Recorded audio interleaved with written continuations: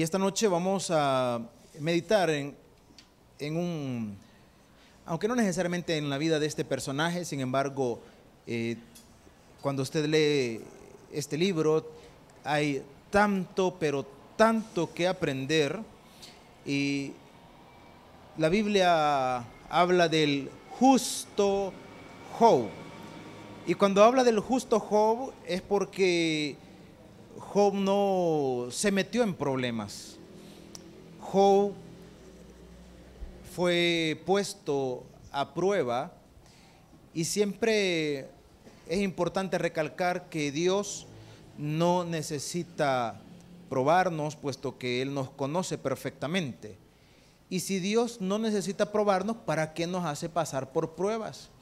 Porque la prueba tiene una finalidad y es purificar al creyente. Entonces, Job, que era un creyente maduro, era una persona que tenía, digamos, un criterio espiritual bastante apropiado, fue puesto a prueba. Dios permitió que él pasase cada circunstancia complicada para con su familia, en su economía y en su salud, algo bien complicado. Y para colmo, ya Job con problemas de salud, ya Job básicamente sin familia, puesto que sus hijos habían muerto y su esposa lo había abandonado, y con una salud quebrantada. Aparecen 3 amigos. De esos amigos, de los que uno no necesita enemigos, ya con ellos, ¿verdad? Llegaron donde Job. Entre ellos se encuentra Elifaz, si no me equivoco se llama el otro. Y eran 3 amigos. Se acercaron donde Job y comenzaron, en lugar de darle ánimo, a recriminarle el que las cosas que él estaba pasando no era por ningún otro motivo más que él había pecado y por eso Dios lo estaba castigando. Para resumirle la historia de los 3 amigos: no estás así por gusto, Job, algo has hecho. Esa es la mentalidad terrenal, la mentalidad humana, y me atrevería a decir hasta carnal. Algo has hecho, por eso estás así. Algo has hecho. Y Job presenta argumento ante cada uno de sus amigos para justificar el hecho de que él no había cometido ninguna situación que lo conllevara a estar en el sufrimiento en el que se encontraba. A tal punto que hay una parte en el argumento de Job que cuando uno lo medita se da cuenta de la magnitud de lo que realmente Job le dijo a sus amigos. Job le dijo: vosotros sois pueblo, y cuando vosotros muráis va a morir la sabiduría. Si traducimos esa expresión, lo que Job les estaba diciendo es: no, pues ustedes son unos grandes sabios, ¿verdad? Si ustedes se mueren y la sabiduría se va con ustedes. Porque todo lo que me están diciendo está fundamentado en el gran conocimiento que ustedes tienen de la vida y de Dios. Entonces ustedes se mueren y se muere la sabiduría con ustedes. Mis estimados hermanos, se enseña que Job no murmuró de su condición delante de Dios. Sin embargo, el hecho de que Job no haya murmurado de Dios no significa que como humano que era no se sintió mal de su condición. Job llegó al punto de maldecir básicamente el día en el que nació, y alguien que estuvo en una situación similar fue Elías también. Por eso la Biblia dice que, hermanos, a excepción de Jesucristo, todos estos grandes hombres de Dios estuvieron sujetos a las mismas debilidades y pasiones que nosotros, porque Job, hermano, también se sintió mal, también se sintió triste, también se sintió no tener una respuesta. Y cuando el individuo llega a ese punto, ¿qué más quisiera que Dios mismo se revelara y comenzara a darle argumentos de lo que está pasando? Que Dios le dijera: mira, no perdé cuidado, que yo sigo teniendo el control. Dios, hermano, nos da respuesta con la diferencia de que no se va a manifestar en una enorme luz, ¿verdad? Probablemente no va a escuchar un estruendo de Dios hablándole, pero Dios nos habla, hermanos. Dios nos habla a través de su palabra. Dios nos habla cuando nosotros clamamos esa respuesta. En el caso de Job, Dios le habló. Y quizás a diferencia de como nosotros esperaríamos, imagínense el caso, no conozco la situación de la mayoría de los que estamos acá, probablemente la condición de algunos sí, y la preocupación, la angustia, la desesperación, uno quisiera que Dios se manifestara y le dijera: hijo, ten paciencia, tu respuesta viene en camino. Hijo, yo voy a suplir en tu necesidad, yo te voy a sanar, yo te voy a proveer, yo te voy a restaurar. Uno quisiera sentir quizá esa palmadita, ese abrazo de parte de Dios que nos dé confianza, que nos dé seguridad, que nos dé tranquilidad, que nos dé paz. Sin embargo, es interesante, y en el texto que vamos a leer, Dios no se manifiesta a Job, hermano, diciéndole: Job, yo conozco, hijo, tu dolor, yo conozco, hijo, la angustia que hay en tu corazón y el sufrimiento que has pasado. Job, yo te voy a dar consolación. Fíjense qué cosa más interesante, que Dios no le dice eso a Job, sino que Dios, hermano, viene y le argumenta de una forma que pues uno no esperaría esas palabras. Sin embargo, el propósito de esta noche es entender lo que Dios, hermano, le estaba diciendo a Job, bajo la condición de Job. Porque Dios con toda potestad, con toda autoridad, le dice estas palabras. Pero el ser humano no siempre está con la disposición de entender lo que Dios está hablando. No siempre está en esa disposición, porque Dios nos habla continuamente, a través de las circunstancias, a través de su palabra, hermanos, pero no siempre tenemos un corazón proyectado. Por eso es que no vamos a cuestionar la respuesta de Dios, sino a tratar de comprenderla bajo el punto de vista de Job. Por eso esta noche vamos a meditar o comenzar a meditar en la respuesta de Dios.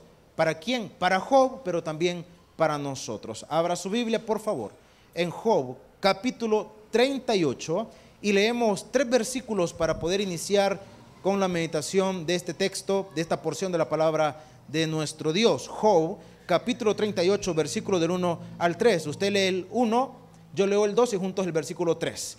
¿Lo tenemos, hermanos? Amén. Amén. Muy bien, entonces iniciamos, y versículo 1 dice la palabra de nuestro Dios. Entonces, a ver, no, espere, vaya, comenzamos, vaya. Dice: entonces, ¿quién es ese que oscurece el consejo con palabras sin sabiduría? Ahora, yo te preguntaré y tú me contestarás a mí. Oramos. Padre, háblanos al corazón a través de tu palabra, instrúyenos, bendito Dios, y que tu Espíritu Santo ponga en nosotros una buena disposición para recibir de ti en esta noche. Te lo suplicamos en el nombre de Jesús.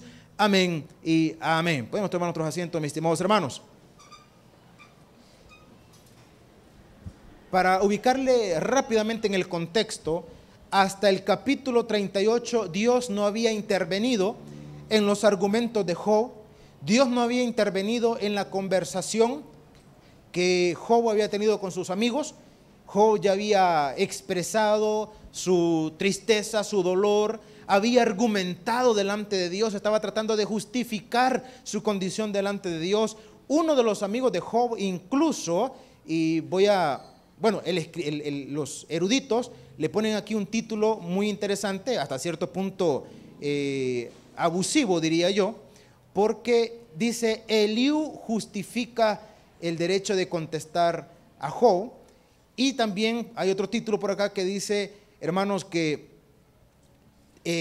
pretende abogar o pretende justificar a Dios. O sea, el hombre tratando de justificar el actuar de Dios. Hermanos, nosotros no podemos ni debemos pretender justificar el por qué Dios hace las cosas. Cuando nuestras respuestas queden limitadas, en ese momento lo más sabio, lo más prudente y hasta lo más espiritual es simplemente quedarse callado, hermano, porque hay cosas que nosotros no podemos ni debemos tratar de justificar el actuar de Dios.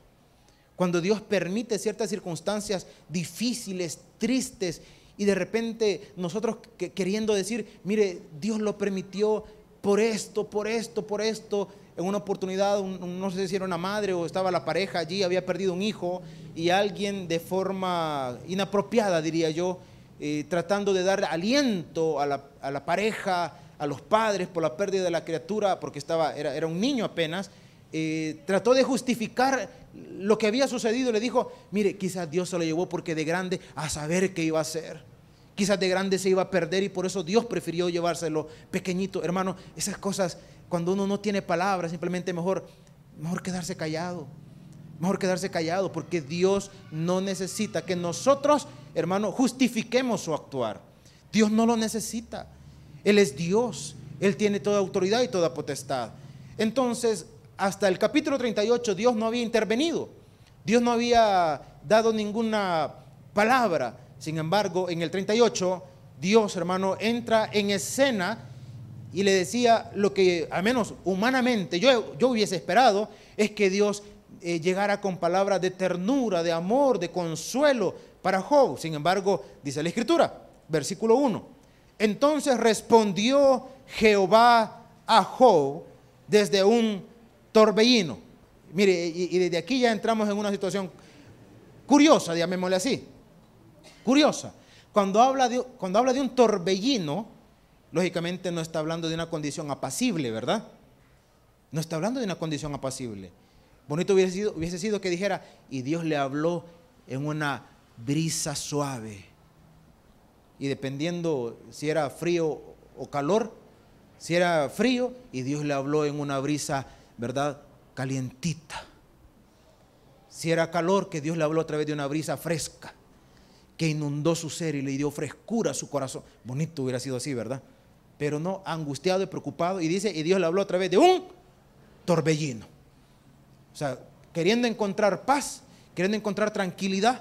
Y para colmo, ¿qué es lo que se manifiesta? Un torbellino. Y dice la Escritura. Pero Dios es extremadamente creativo. Y número 2, Dios, hermano, Dios tiene la autoridad y la potestad para hacer las cosas como Él estima convenientes. Y aquí Dios quiso manifestarse a través de un torbellino. ¿Y alguien recuerda cómo se le manifestó a Elías? ¿Alguien recuerda cómo se le manifestó a Elías? No, a Elías no, porque hubo un torbellino, pero dice, Dios no estaba allí. Después vino una brisa fresca. Bueno, una brisa apacible, dice la Escritura. Y ya que hoy se recuerda la partida de nuestro pastor general, no recuerdo hace cuántos años, fue un 31 de diciembre, quizás uno de los mensajes que más recuerdo de nuestro pastor general. Si algún día tiene la oportunidad usted de escucharlo a través de la radio, póngale mucha atención, porque aquel mensaje de ese 31 de diciembre, que no recuerdo de qué año fue, simplemente se llamaba Escucha el viento. Escucha el viento. Él le tituló en inglés, ¿verdad? Listen to the wind. ¿Verdad? Fue solo para entendido, ¿verdad? Entonces, tremendísimo. A Elías se le manifestó a través de una brisa apacible. A Job se le manifestó a través de un torbellino. Y dice la Escritura, versículo 2. ¿Quién es ese? Y es una pregunta. O sea, Dios viene, hermano, Job, ¿qué esperaría Job, hermano? Respuestas. ¿Qué esperaba Job? Respuestas. ¿Y con qué le sale Dios? Con una pregunta. Interesante, ¿verdad? ¿Quién es ese que oscurece el consejo con palabras sin? Ahora, aquí me gustaría a mí, no dice la Escritura, me encantaría poder discernir con exactitud a quién se estaba refiriendo Dios. ¿Se estaba refiriendo Dios a los amigos de Job o se estaba refiriendo Dios a Job? Porque si se refería a sus amigos, pega. Y si se refería a Job, también pega. Entonces la interpretación más práctica se refería a los dos, hermano. Se refería a los dos. Y le dice, ¿quién es ese que oscurece el consejo con palabras sin sabiduría. ¿Y qué es oscurecer el consejo con palabras sin sabiduría? Ya hablamos hace un momento. Tratar nosotros de explicar el actuar de Dios. Tratar nosotros de explicar el por qué Dios hace esto o lo hace aquello de esta y esta otra forma. Lo único, y que ahí sí, hermano, tenemos esa posibilidad, esa potestad, lo único que podemos decir, y con argumento bíblico, es que en todo Dios tiene propósitos. Un propósito tiene Dios. ¿Cuál? Ese es el problema. Ese es el lío. Pero propósito siempre van a haber, porque Dios no hace las cosas de manera improvisada. Dios, hermano, hace todo en función de lo que Él pretende lograr en nosotros. Y si nos vamos a un argumento bíblico, Romanos 8:28 dice, y eso es para nosotros, que a los que aman a Dios, ¿qué dice, hermano? Todas las cosas les ayudan a los que aman a Dios. Y entonces cuando Dios lo permite en la vida de alguien que no es creyente, no sé, hermano, lo único que puedo decir, hay un propósito de parte de Dios. Hay un propósito de parte de Dios. Entonces, Dios le pregunta, ¿quién es ese que oscurece el consejo con palabras sin sabiduría? Ahora, mire usted, cuando esperábamos palabras de consuelo, palabras de ternura, ahora viene Dios y le dice, ahora ciñe como varón tus lomos. ¿Y qué se refiere a eso? Ciñe como varón tus lomos. Se lo ejemplifico con las palabras inmortales de la abuelita. Cuando alguien iba a asumir una responsabilidad fuerte, como en el caso del matrimonio, de los hijos, de un trabajo, cuando alguien iba a asumir una responsabilidad fuerte, la abuelita decía, ahora sóquese el cincho, a socarse el cincho. Esa era la expresión. Y literalmente, hermano, esta expresión, cuando dice, cíñete como varón, ciñe como varón tus lomos, es esa misma expresión.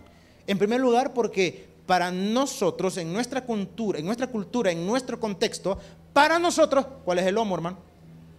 Exactamente, ese donde le dejaban señalado cuando era malcriado. Para nosotros. Para el contexto judío, cíñete los lomos era una expresión de esfuerzo, una expresión de trabajo. Recuerde que en la cultura de ellos usaban túnicas.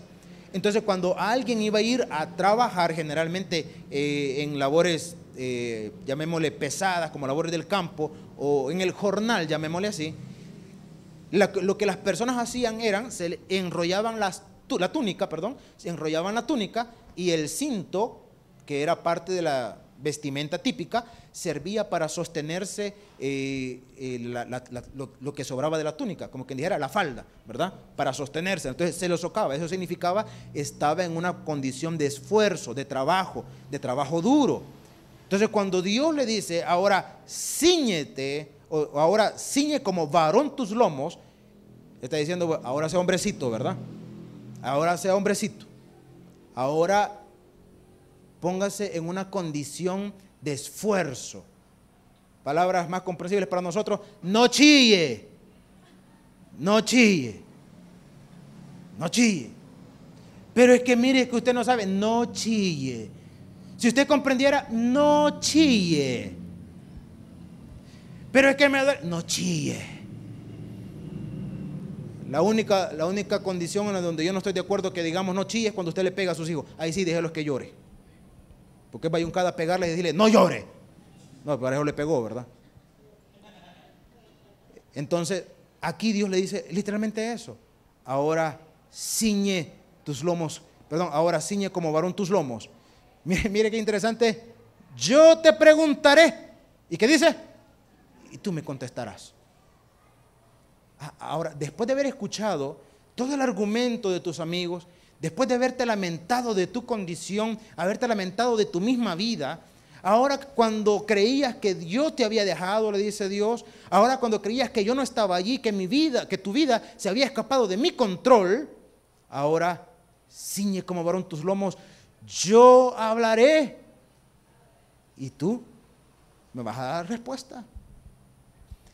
Yo no sé a cuántos de nosotros alguna vez, o usted como padre alguna vez lo ha dicho, ¿A cuántos de nosotros alguna vez nos llamó papá, nos llamó mamá, nos puso enfrente y con una seriedad aterradora nos dijo, hoy me vas a oír? Qué momento más triste ese, ¿verdad? Usted no sabía cómo iba a salir de ahí. No sabía. Pero esa expresión seria, hoy me vas a oír. Eso fue lo que Dios le dijo a Job. Hoy me vas a oír. Yo preguntaré y tú me vas a responder. A ver si todo lo que has dicho, a ver si todo lo que tus amigos te han dicho, a ver si todo lo que le has prestado atención, a ver si realmente tiene un fundamento en el conocimiento de Dios. A ver si realmente lo que hablamos, lo que han hablado, lo que has escuchado, la apreciación nuestra está de acuerdo al conocimiento de Dios. Y por eso Dios le comienza a decir, versículo 4, y solo con este nos podríamos quedar quietos, hermano. Versículo 4, pregunta Dios a Job y le dice, ¿dónde estabas tú cuando yo? ¿Qué le dijo, hermano? Vaya, solo con eso nos podemos quedar quietos. Pregunta, yo le pregunto a usted, hermano, ¿dónde estabas tú cuando Dios fundó la tierra? ¿Tiene usted la mínima idea de eso? ¿Tiene usted la mínima idea de eso? No me venga a decir, en el aire andaba yo. No, hermano. ¿Sabe usted que hay una postura o una, bueno, sí, hablemos de una postura. Hay una postura teológica que no tiene una respuesta absoluta en la Escritura. Y es que si nosotros, porque nosotros alguna vez nos dijeron de niños, ¿verdad?, que antes de nacer usted estaba en el cielo y que usted era un angelito allá. Eso le dijeron alguna vez. Eso le dijeron alguna vez. Y que cuando nació, pues usted fue un angelito que vino del cielo. Cuando fue creciendo, fue perdiendo lo angelical y quedamos así como estamos ya, ¿verdad? Pero algo así nos dijeron. Entonces la postura teológica es que si nosotros ya existíamos antes de nacer o si comenzamos a existir en el momento en el que fuimos concebidos. Y ahí hay un debate.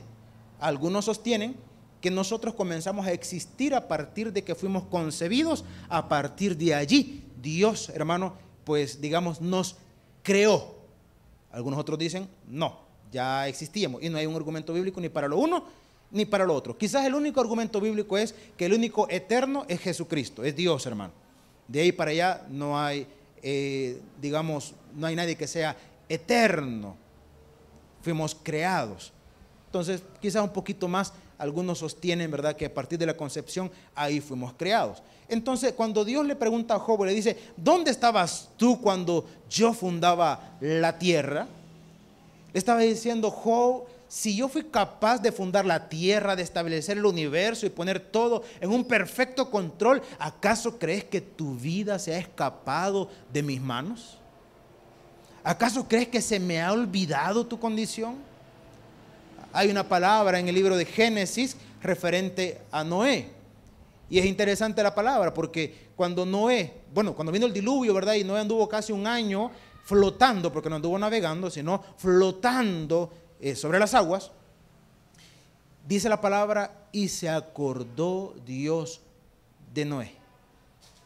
Entonces los detractores de la Escritura, los detractores de Dios dicen, bueno, entonces se le había olvidado. Si ahí dice, y se acordó Dios de Noé, entonces significa que se le había olvidado Dios, se le había olvidado a Dios la condición de Noé. La expresión ahí no es que a Dios, ¿verdad?, estaba de repente ahí en el cielo y cuando volvió su mirada a la tierra, vio por allá un puntito que andaba flotando y dijo, ¡ah! Como cuando usted deja los frijoles en el fuego y después ¡ah! No sabes qué va a encontrar cuando llegue, ¿verdad? La expresión ahí no es que a Dios se le olvidó, no es que dijo, ¡oh, se me olvidó! No, sino que durante todo ese tiempo Dios tuvo cuidado de Noé. Dios tuvo cuidado de él. Entonces, hermanos, esta expresión de parte de Dios para Job era, Job, yo creé la tierra. ¿Crees acaso que tu condición, tu enfermedad, tu dolor, tu sufrimiento es más grande que yo? Le dijo Dios. es más grande. Porque a veces cuando nosotros nos clavamos tanto en el problema, lo hacemos tan grande el problema y lo hacemos tan chiquito a Dios, ¿verdad? Lo hacemos tan pequeño a Él. Entonces Dios le preguntó, ¿dónde estabas tú cuando yo fundaba la tierra? Y dice la siguiente parte, házmelo saber si tienes, ¿qué le dijo, hermano? Imagínese. Yo creo que en la condición nuestra, y si tuviéramos esa irreverencia, por cierto, si tuviéramos esa irreverencia, enfermo, amolado, desanimado, y Dios diciéndome, si sos inteligente, respondeme pues. En la condición humana, sea sincero, ¿qué respondería usted, hermano? ¿Qué respondería usted? Sea sincero, hombre. Yo estoy enfermo, yo creí que a darme palabras de consuelo, yo creí que a sanarme venía, no, a regañarme venís. Y a cuestionar mi inteligencia para colmo. Porque si le dice Dios, o no le dice eso, hermano. Y si usted está enfermo, y si alguien llega a verlo, ¿toleraría usted que le llegue a decir, no, si estás enfermo por burro, porque bien sabes lo que te hace daño, pero bien te lo volás, ¿verdad? Y ahora que estás todo enfermo, hoy estás chillando, hoy estás chillando. Y estás que no puedes ni hablar, ¿verdad? Y de todo tosigoso, y tomando fresco de coco, ¿verdad? ¿Qué le diría usted, hermano? ¿Qué le diría usted? Mira, para que me vengas a regañar, suficiente tengo con que me regañen aquí en la casa. Suficiente. Suficiente. Una vez un compañero frustrado porque estaba en clases y llega la profesora y comienza a regañar a medio mundo y veo a aquel tipo tan frustrado y me dice, que no moleste, me dice. Me regañan en la casa, me regañan en el trabajo y me vienen a regañar aquí en la clase. No, que es el colmo. Pues imagínense que Job estaba enfermo, sus amigos hostigándolo, él tratando de justificar su condición, medio frustrado, medio, hermano, en una condición desanimado. Y viene Dios y le dice, ¿dónde estabas tú cuando yo fundaba la tierra? Házmelo saber si tienes inteligencia. Y sigue diciendo, por si acaso, yo dije que solo con el 4 nos podíamos quedar, hermano, solo con eso. Pero vea usted, porque Dios siguió todavía. Y le pregunta, bueno, todos son preguntas de aquí para allá. Y le dice, ¿quién ordenó sus medidas? Si lo sabes. ¿O quién extendió sobre ella cordel? ¿Sobre qué están fundadas sus bases? ¿O quién puso su piedra angular? Cuando alaban todas las estrellas del alba y se regocijan todos los hijos de Dios. Yo no sé si alguien de los que está acá alguna vez ha tomado clases de vuelo. ¿Alguien? ¿No? ¿No? ¿Clases de vuelo? ¿Se imagina que lo metieran a la cabina de un avión y el piloto experimentado le comenzara a decir a usted, ¿para qué sirve esto? ¿Y esto cómo se llama? ¿Y cómo se arranca esta tontera? ¿Qué le diría a usted, hermano? ¿Y yo qué voy a saber? ¿Acaso me ha enseñado? ¿Acaso cree que yo lo sé todo? O que lo sentara, hermano, en la posición del piloto y le dijera, a ver, hágalo volar. ¿Qué le diría a usted? Más de alguno diría, yo he volado, pero de otra forma.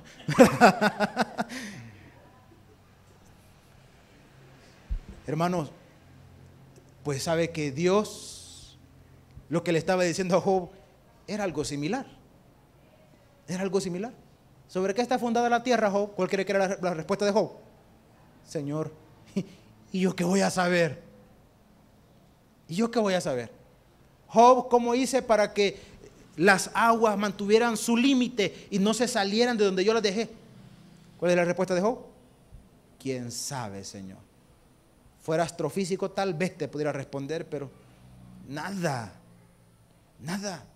Todo lo que Dios le estaba argumentando a Job, podríamos interpretarlo, dije podríamos, interpretarlo como aquella condición en donde, mira, Job, para que no creas que tu condición sea escapado de mis manos, te voy a preguntar esto, no con el fin de que te sientas chiquito. Y aunque le parezca casi igual lo que le voy a decir, no es para que te sientas pequeño, sino para que te des cuenta cuán grande yo soy, le dijo Dios. alguien me explicaba, porque si usted se ha percatado, en muchas partes, en donde ha habido gran influencia del catolicismo, hay enormes edificaciones, enormes iglesias, a las cuales llamamos catedrales. Y aquí en el país hay, no sé si como 4, no sé cuántas hay acá en el país. Y en todas partes donde ha habido una fuerte influencia del catolicismo, hay catedrales bellas y enormes. Dicen, no le digo porque no las conozco, que en Europa hay unas enormes, preciosas, bonitas. Entonces alguien me explicaba, y tiene mucho sentido y muy bonito el significado, alguien me explicaba y me decía, en la antigüedad, o en la época, allá por los años 1400, 1500 y quizá un poquito menos todavía, cuando se edificaron esas grandes estructuras, había una finalidad. Y la finalidad era que cuando el individuo entrara a aquellas, hermanos, edificaciones, a aquellas catedrales enormes, altas, el objetivo era que cuando el individuo entrara se sintiera, ¿cómo, hermano? Pequeño. Que el individuo entrara y se sintiera pequeño. Porque en ese lugar, esa era la idea, muy bonita, porque en ese lugar, el único grande, ¿quién era, hermano? Dios. Y esa era la finalidad. Y muy bonita, el fin con el cual lo hicieron, muy bonito. Muy bonito, entrar, hermano, a esas edificaciones y ver a qué altura del techo y ver todo aquello inmenso. Si uno se siente pequeño, uno se siente pequeño, si es que el único grande es Dios. Entonces, cuando Dios le dice a Job todo esto, hermano, repito, el objetivo no era decirle a Job, mira Job, cuán pequeño sos, sino que Job entendiera cuán grande es Dios realmente. Cuán grande es Dios, cuán grande. Hay un lugar que todavía no estoy seguro, si Dios permite, podamos conocer en algún momento. Yo he tenido la oportunidad de estar una tan sola vez, y es en el volcán de Conchagua, allá en La Unión. En el volcán de Conchagua hay varios miradores, y en ellos, o en uno de ellos, algunos de ellos, uno puede ver todo lo amplio del Golfo de Fonseca, las islas. Hay una piedra, le llaman ellos, que le llaman la frontera natural, que ahí convergen Nicaragua, Honduras y El Salvador. Hermano, pero cuando uno está allí, ve aquella inmensidad, aquel océano, hermano, y ve aquella condición, que uno no tiene más alternativa que sentirse pequeño. Es que uno se siente tan pequeñito ante aquella inmensidad que está, hermano, literalmente en las manos de Dios. Literalmente. Entonces Dios le sigue diciendo a Job, y hasta aquí no hay respuesta. Probablemente lleguemos, no ahora, pero podamos llegar a las respuestas de Job, y ese es el propósito también. Ahora veamos unos cuantos versículos para ir terminando. Dice, versículo 8: ¿quién encerró con puertas el mar cuando se derramaba saliéndose de su seno? Cuando puse yo nubes por vestidura suya y por su faja oscuridad, y establecí sobre él mi decreto, y le puse puertas y cerrojo, y dije, hasta aquí llegarás y no pasarás adelante. Allí parará el orgullo de tus olas. Mire la potestad con la que está hablándole Dios a Job. Dice, yo le puse límites al mar. Y hasta el día de hoy, por más que hablen, hermano, por más que hablen, por más que digan, por más que traten de predecir, el que sigue teniendo el control, ¿quién es? Es Dios. Probablemente usted ha escuchado posturas, y no digo que no deje de ser una realidad, que mire que el calentamiento global, ¿verdad? Que las grandes concentraciones de hielo se están derritiendo, que el mar va a subir, ¿verdad? Su nivel, y que si el mar llegara a subir, ¿sabe usted que para algunos disques científicos, esta parte tan delgadita del continente donde nos encontramos nosotros, dicen que va a desaparecer? que al subir el nivel del mar, lo primero que va a desaparecer es Centroamérica, porque es la parte más delgadita del continente. Es lo más delgadito. Y entre lo más delgadito, donde hicieron el dichoso canal de Panamá. O sea que los primeros que se van son los panameños. Y después vamos nosotros. Pues mire, por más argumento y por más que quieran, quien puso los límites es Dios. Y mientras Dios no diga que se salgan de ahí, no se va a salir, hermano. No se va a salir. No se va a salir. Allá por el año 2012 salió una película que efectivamente así se llamaba, 2012, si mal no recuerdo. Y algunos preguntaban, a mí me gusta que pregunten, la verdad me gusta, aunque hay cosas que deberíamos nosotros entender. Porque la trama de la película consistía en que, hermano, el mundo se inundaba y que habían 3 barcas y solamente los que tuvieran la capacidad de pagar el valor del boleto para subir a una de ellas tenían derecho básicamente a salvarse. Y el trama surge, ¿verdad?, entre una familia, si no me equivoco, que de escasos recursos, que tenía que llegar y hicieron todo lo posible por luchar y preservar sus vidas y todo lo demás. Y que al final el mundo es cubierto nuevamente por las aguas y salen las 3 barcas navegando, ¿verdad? Y me decía, ¿y qué tan probable es eso? Probabilidad de que eso suceda, no hay ninguna. ¿Por qué razón? Porque Dios prometió en su palabra que no iba a volver a destruir la tierra con agua. Y dio una señal de un pacto eterno que sirve para que nosotros tengamos la seguridad que eso no va a volver a pasar. ¿Y cuál es, hermano? El arco iris.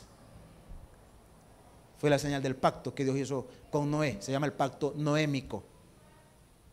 Por lo tanto, cuando Dios le dice a Job, Job, yo puse los límites de esto, Dios sigue afirmando, Job, tu vida no se ha escapado de mis manos, el control lo sigo teniendo yo. Y en palabras nuestras diríamos, Job, ya, no chille tanto, hijo, yo sigo estando con usted. Yo no lo he abandonado. Y si nos vamos al Nuevo Testamento, Dios nunca nos ha abandonado ni nunca nos va a abandonar porque va en contra de su naturaleza y esa promesa.